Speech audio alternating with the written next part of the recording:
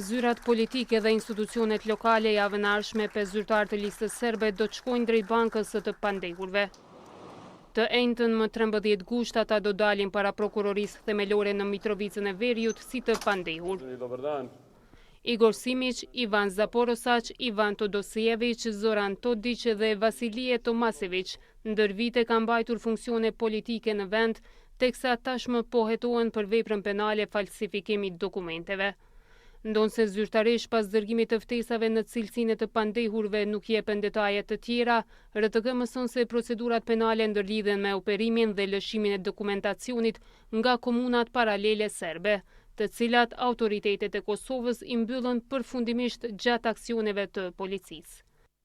Hetimet prekin edhe rezistencën e tyre të mëhershme për të dorëzuar zyrat e 4 komunave veriore. Lista serbe është subjekti kryesor i serbëve të Kosovës dhe ndër vite ka pasur mbështetje të fuqishme nga Beogradi zyrtar. Andaj rasti nuk lidhet vetëm me aspektin juridik, por edhe me ndikimin që ky subjekt politik mund të ketë në zhvillimet politike dhe ato të sigurisë në Kosovë. Vëmendjen kryesore në këtë proces e merr Igor Simić, i cili aktualisht mban pozitën e deputetit aktiv në Kuvendin e Kosovës, duke i dhënë këtij rasti edhe një peshë të lartë institucionale.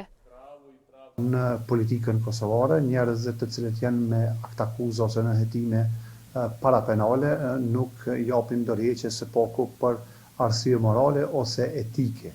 Një gjë e tillë duhet të bëjë edhe nga ky deputet, meqense akuzohet ose dyshohet se ka kryer vepra penale të caktuara. Ky ballafaqim me drejtësinë vjen pas një historie të gjatë përplasjesh. Me vite të tëra, sidomos gjatë tensioneve në veri të vendit, veprimet e listës serbe kanë qenë gjithmonë në qendër të vëmendjes. Njohësit e sigurisë vlerësojnë se ky subjekt vazhdon të operojë jashtë kornizave kushtetuese të vendit, duke marrë direktiva nga Beogradi zyrtar dhe në vazhdimsi me qasje destruktive. Sepse Serbia është 100% e fokusuar me këtë listë serbe, fatkeqësisht, si pateric direkte e politikave të establishmentit të kontaminuar në Serbi. Ata duhet të ishte e krejt e kundërta, sepse janë shtetas të Republikës Kosovës, janë edhe deputet në Parlamentin e Republikës Kosovës dhe duhet të plotësonin interesat e Republikës Kosovës.